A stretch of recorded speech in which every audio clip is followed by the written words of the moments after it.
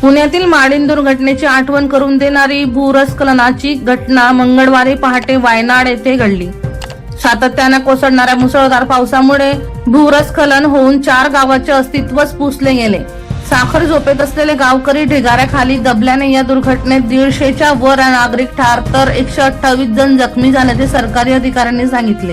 मुख्यमंत्री पिनराई विजयन यांनी संपूर्ण राज्यात 2 दिवस दुखवटा जाहीर केला आहे. मुसळधार पावसामुळे वायनाड जिल्ह्यातील मेपाडीच्या डोंगराळ भागात मोठ्या प्रमाणावर त्यानंतर भूस्खलनाची मालिका सुरू झाली. त्यानंतर अनेक गावे ढिगाऱ्याखाली गायब झाली. दुर्घटनेची माहिती मिळाल्यानंतर लष्कर, नौदल आणि राष्ट्रीय आपत्ती निवारण दलाच्या NDRF बचाव पथकांनी घटनास्थळी धाव घेतली. मुसळधार पावसामुळे बचाव कार्यात अडथळे येत असतानाही बचावलेल्यांचा शोध घेण्यासाठी ही पथके अथक काम करीत आहेत. राज्य सरकारने बाधित भागात पोलीस आणि अग्निशमन दलातील आपत्ती प्रतिसाद पथकेही तैनात केली आहेत. भूस्खलनामुळे प्रभावित झालेल्यांना त्वरित मदत करण्यासाठी यंत्रणा एकत्रितपणे काम करत आहेत.